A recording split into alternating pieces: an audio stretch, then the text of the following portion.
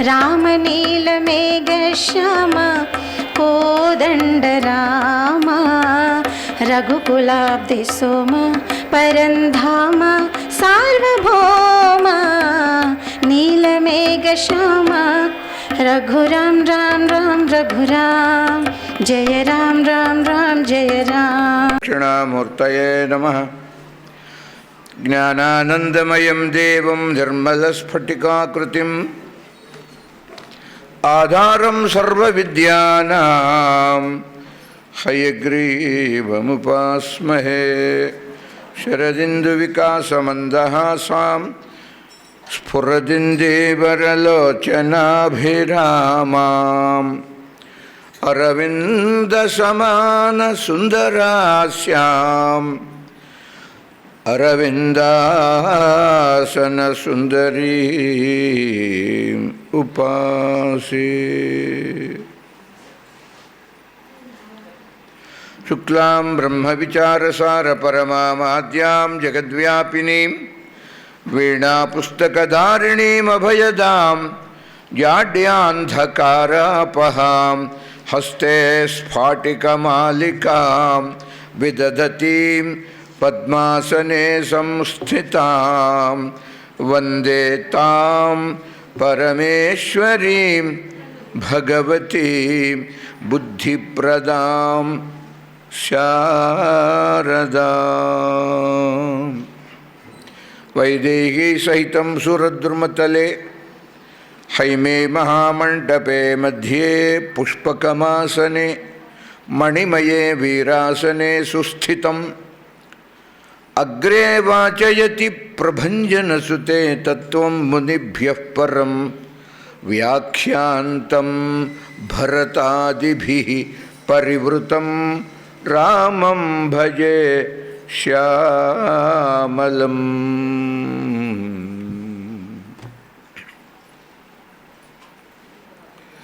श्रीकृष्ण गोविन्द हरे मुरारे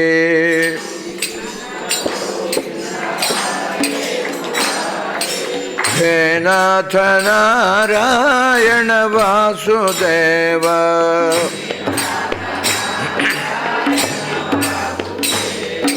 गोविंद गोविंद मुकुंद शौरे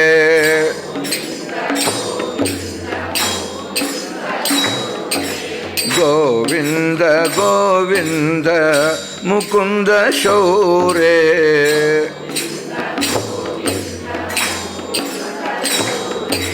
गोविंद दामोदर माधवेति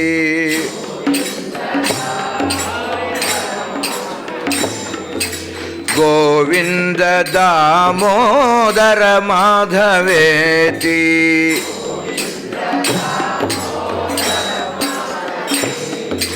श्रीकृष्ण गोविंद हरे मुरारे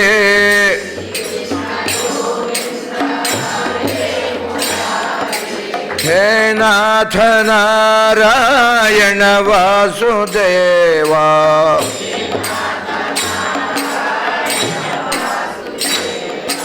गोविंद गोविंद मुकुंद शौरे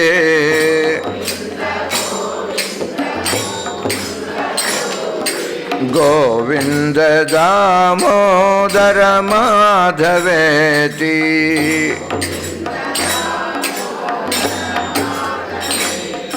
भक्तवत्सल भगवान की जय।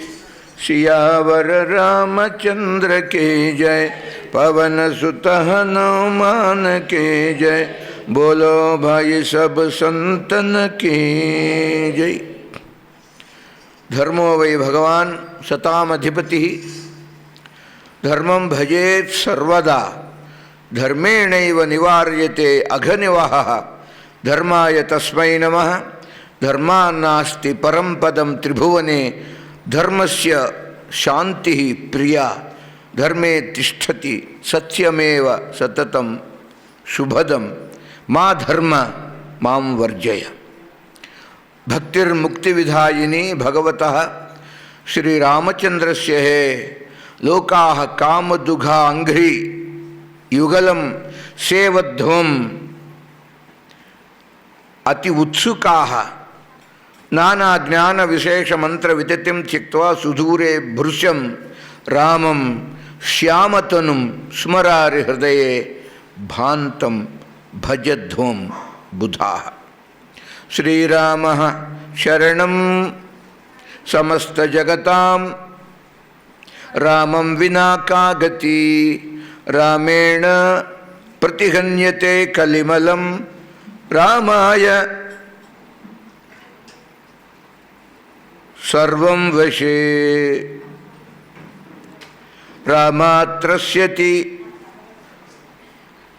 కాలభీమభుజగః రామస్య సర్వం వశే రామే భక్తి అఖండితా భవతు మే భో రామ మాం ఉద్ధర.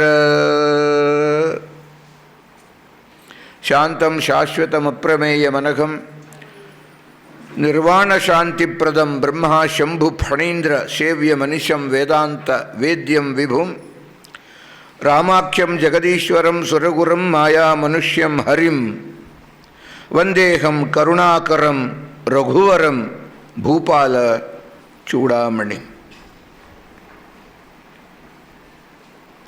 రఘుపతి రాఘవ రాజా రామ్ పతిత పావన సీతారాం.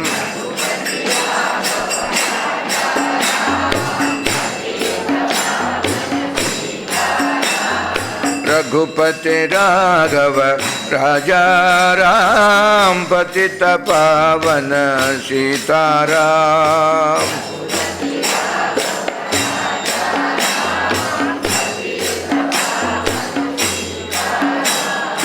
రఘుపతి రాఘవ రాజా రామ్ పతిత పావన సీతారాం.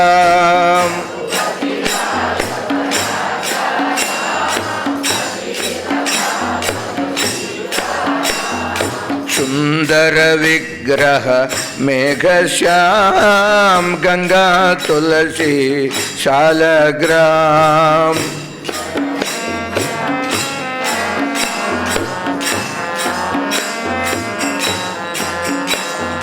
సుందర విగ్రహ మేఘశ్యాం గంగా తులసి శాలగ్రామ్.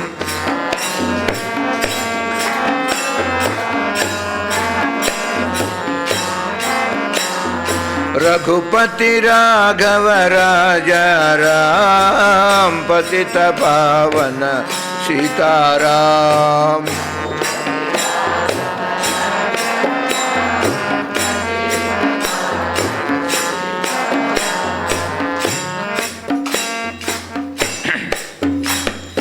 రామ రామ జయ రాజా రామ్ రామ రామ జయ సీతారాం.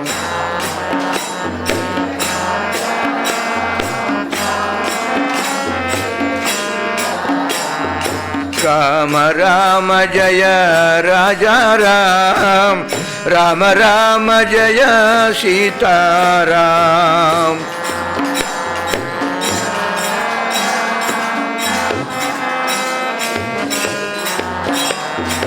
రఘుపతి రాఘవ రాజా రామ్ పతిత పావన సీతారామ.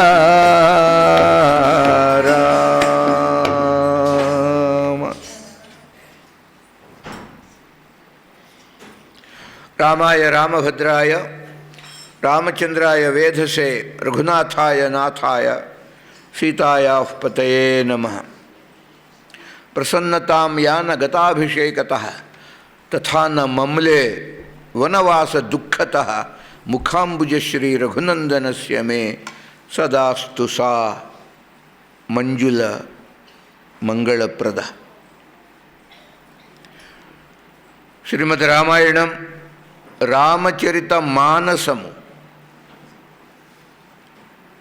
ఎందుకు రచించారు తులసిదాసు అంటే, లోకంలో అప్పటికే చాలా రామాయణాలు సంస్కృత భాషలో ఉన్నాయి. అయినా ఒకరి కొరకు కాదండి, స్వాంత సుఖాయ, మా ఆనందం కోసం, మా తృప్తి కోసం, మా సంతోషం కోసం మేము రాసుకున్నాం. స్వాంత సుఖాయ తులసి రఘునాథ గాథ.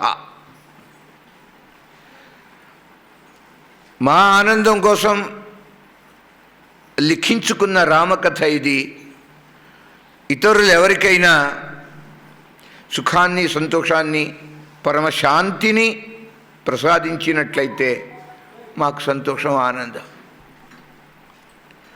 సో జీవనది గంగవలే ప్రవహిస్తూ ఉంటుంది. అట్లా దర్శనానికి వచ్చేవారు దర్శించిపోతుంటారు, స్పృశించేవారు స్పృశిస్తారు,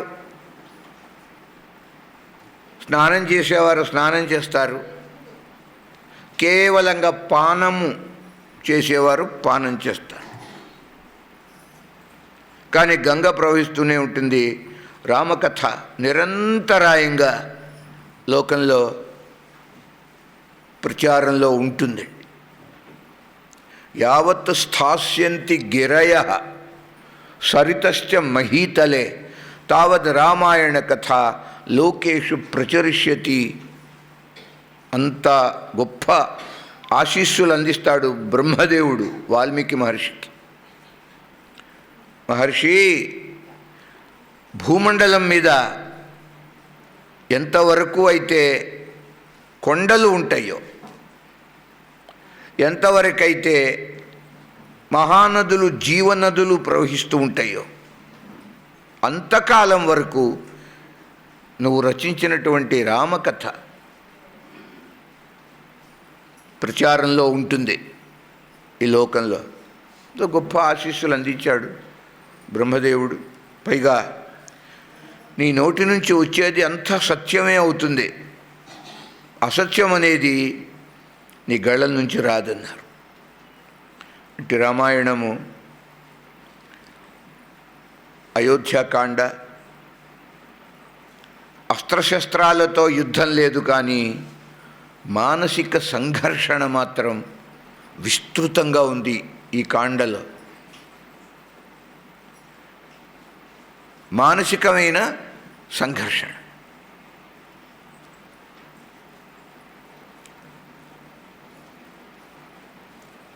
దశరథ మహారాజు, దశరథ అంటే 10 రథములు కలిగినవాడు. దశ అంటే 10 కదా, అదొక అర్థం. కథాపరంగా అది. తాత్వికంగా, తత్వపరంగా దశరథుడు అంటే దశేంద్రియములను అదుపులో పెట్టుకున్నవాడు. కనుకనే సాక్షాత్ శ్రీ మహావిష్ణువు రామావతారంలో దశరథునే తన తండ్రిగా ఎంచుకున్నారు. ఇంత విశేషం లేకపోతే జనకునిగా దశరథ. ఇక్కడ దశకంఠుడు రావణుడు, దశగ్రీవ, దశముఖుడు, దశశిరస్కుడు, ఇవన్నీ ఒకటే. వానికి 10 తలలు. 10 తలలు అంటే 10 ఇంద్రియాలు. ఈ దశరథునికైతే ఇంద్రియములన్నీ ఆయన చెప్పినట్టు వింటాయి. అందువల్ల సాక్షాత్ పరమాత్మే కుమారుడుగా పుట్టాడు. రావణాసురునికి 10 ఇంద్రియములకు వాడే దాసుడుగా ఉంటాడు. ఒక్కొక్క ఇంద్రియానికి దాసత్వం చేస్తూ పోయేవానికి జీవితంలో సుఖం ఉంటుందా? 10 మంది అనుచరులకి, సేవకులకి ఒక యజమాని. ఈ 10 మంది సేవకులు యజమాని చెప్పినట్టు చేస్తారు. ఇది దశరథుడు. రావణుడు 10 ఇంద్రియాలకి తానే దాసోహం అంటూ ఉంటాడు. వానికి సుఖమే ఉంది. లోకం అనుకుంటుంది, అబ్బా ఏమి రావణాసురుడు అండి, లంకాధిపతి, పుష్పక విమానం ఉంది, ఏం లాభం. కాన తోర కలంక మోరు పచ్చితావు ముయహున మిటిహిన జాయి కావు. రాముడు లేందే నాకు బ్రతుకు లేదు, నేను మరణిస్తానే అంటే అలాగే అంది కైకేయి. ఇంకేమంటాడు?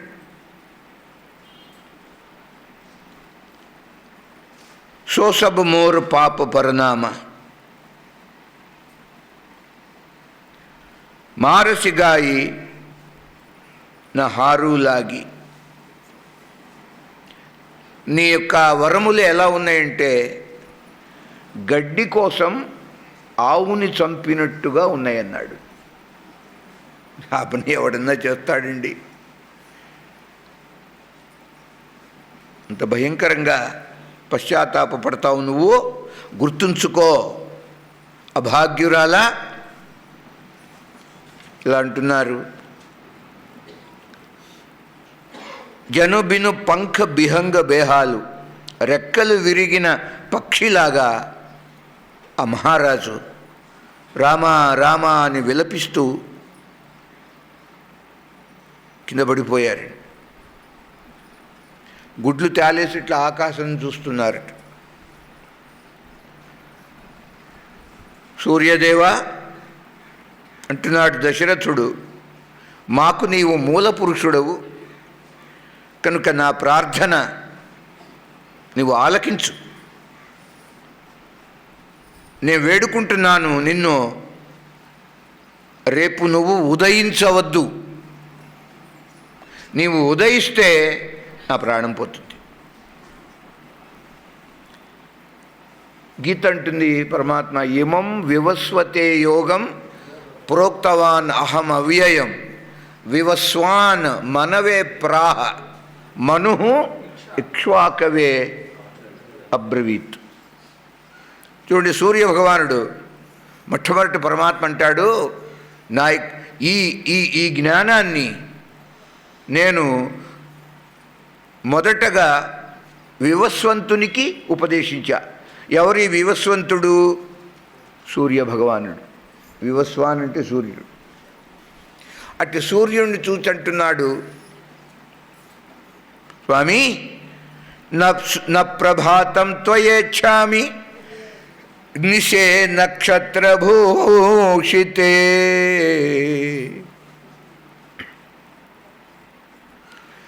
అంతేకాదు, జీవన మోర్ రామ ఆధీన, నా ప్రాణాలు రాముని వశంలో ఉన్నాయి, వాని వద్ద ఉన్నాయి. అలాంటి దశరథుని యొక్క స్థితి ఎలా ఉంది అంటే, చంద్రుడు ఉదయించగానే పూర్ణిమ రోజున ఆ చంద్రబింబాన్ని రాహువు గ్రహణ రూపంగా ఆ రాహువు మింగేసినట్టు ఉన్నాడట దశరథ మహారాజు. చూడండి, అలా ఉంటుంది జీవితం. గంగా ప్రవాహంలాగా గంగానది సీదాగా వెళుతుందా? ఎన్ని మలుపు అంటారు. ఎన్ని మేము వస్తుంటాం ఆ లింగన్నపేట నుంచి, ఈ ఆశ్రమం ఎన్ని మలుపులో. జీవితం కూడా అంతే. కాన ఒక నది వలె సాగుతూ ఉంటుంది జీవితం. అందులోనే దుఃఖం సుఖం. ఇప్పుడు చూడండి, ఎప్పుడైతే దుఃఖం వస్తుందో స్వామి అంటారు తులసీదాస్, మా రామాయణాన్ని అధ్యయనం చేసుకోండి, మీకు కలిగిన దుఃఖం పోతుంది అంటే. అంచేత దుఃఖము. దశరథుడు ధర్మపాశానికి బద్ధుడైపోయాడండి. ధర్మపాశానికి బద్ధుడైపోయాడు అంటే ధర్మానికి కట్టుబడి ఉన్నాడు. ఒక జుట్టు పట్టుకుని ఒక తోపు తోసి నెట్టి పారేసి, ఏమిటే నీ వరాలేంటి, నువ్వేమిటి, నీకు ఇచ్చేది ఏమిటంటే చేయగలిగింది ఏం లేదు ఆవిడ. అలా అంటాం ఎంతసేపు, కానీ అనలేకపోయాడు. ఎందుకని?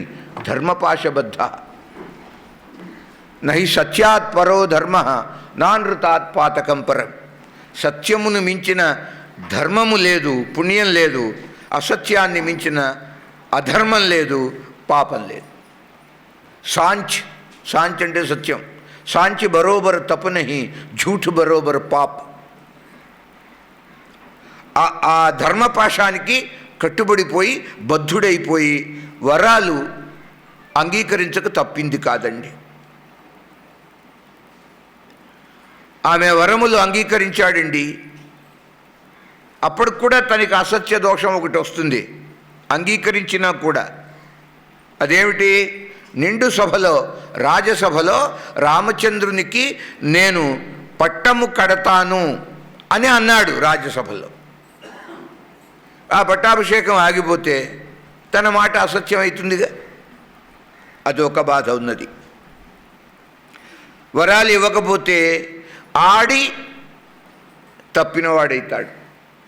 ఆడి తప్పటం అంటాంగా, ప్రజాభాషలో అలా అంటాం. ఆడి అంటే ఒక మాట చెప్పి తప్పిపోవటం, దాన్ని అంగీకరించకుండా. అట్లా దశరథుని యొక్క పని ఎలా అయిందంటే, వరములు అంగీకరిస్తే ఒక బాధ, అంగీకరించకపోతే మరొక బాధ. ఉదయం అనుకున్నట్టుగా అడకత్తెరలో పోక చెక్కలాగా అయిపోయాడు దశరథుల వారు. అంతే. అడవికి పొమ్మంటే రాముడు చూడండి అనుకుంటున్నాడు, ఎంత పితృవాక్య పరిపాలన అనగా, కైకా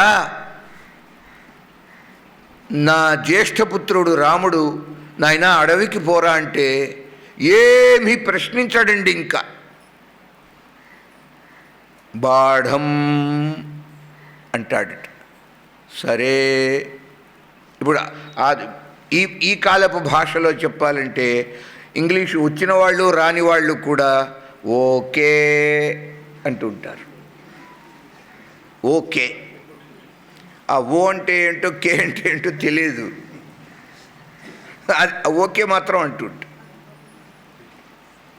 సంస్కృతంలో బాఢం అంటే అర్థం అది. ఉపనయనంలో ఈ బాఢం అని వటువు చేత అనిపిస్తారు. అడవికి పోరా అంటే వెంటనే వెనక్కి తిరిగి వెళ్ళిపోతాడు. తన నాన్నగారు ఎందుకు వెళ్ళాలి అడగడు అసలు. బాఢమిత్యేవ వక్ష్యతి ప్రతికూలం ప్రియం మే స్యాత్ నతు వత్సః కరిష్యతి. గొప్ప మాట. వాల్మీకి రామాయణంలో అంటున్నారు, నా రాముడు నేను ఏం చెప్పితే అది చేస్తాడు. ఇప్పుడు ఈ గుణం ఉన్నదే, అది దశరథునికి ఒక అశనిపాతంలాగా తయారైంది, పిడుగుపాటుగా తయారైంది. సాధారణంగా గొప్ప విషయం కదండి. తండ్రి చెప్పినట్టు చేస్తాడు, జవదాటడు. అలాంటి గుణము ఇప్పుడు చాలా ప్రమాదకరంగా తయారైంది. తను అనుకుంటాడు, అరణ్యానికి వెళ్ళు అంటే ఏమిటాయా, ఏమిటి ఎన్నేళ్ళు నీకు, నాకెన్నేళ్ళు, నేను అరణ్యానికి వెళ్ళాలా, నేను పోను. అలా అంటే నేను సంతోషిస్తాను అంటున్నాడు దశరథుడు. కానీ అంటాడా? అన్నాడు. అది బాధ. ఇప్పుడు ప్రతికూలం ప్రియం మే స్యాత్, నాకు విరుద్ధంగా వ్యతిరేకంగా మాట్లాడితే ఇప్పుడు నాకు సంతోషం, కానీ ఆ భాగ్యం కూడా నాకు లేదు కదా. నా రాముడు ఎప్పుడు వ్యతిరేకం మాట్లాడు.